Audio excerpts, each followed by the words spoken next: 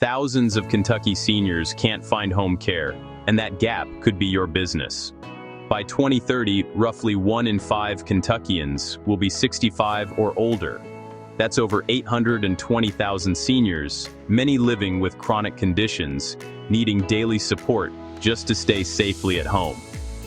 Here's what makes 2026 a real window of opportunity. Kentucky does not require a certificate of need to open a home care agency. The barrier to entry is lower than most states, but demand is surging fast.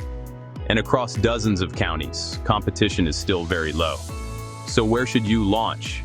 The top opportunity counties in 2026 are places like Pulaski and Somerset, Daviess and Owensboro, McCracken and Paducah, Henderson, and the Appalachian clusters Pike, Floyd, Harlan, and Bell counties.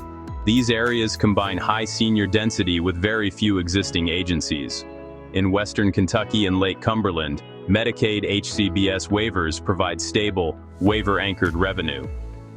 In suburban markets like Oldham, Shelby, and the Lexington Ring, private pay and concierge models thrive.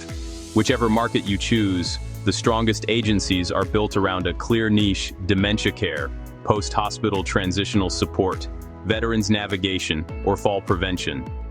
Before your first client, you will need your Personal Services Agency certification from Kentucky's Office of Inspector General, solid policies and procedures, liability insurance, and a referral network anchored in hospitals, VA clinics, and senior centers.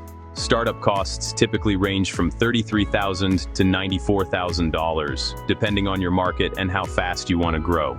Want hands-on help? Visit www.carepolicy.us today. We'll get you licensed, compliant, and ready to serve your community with confidence.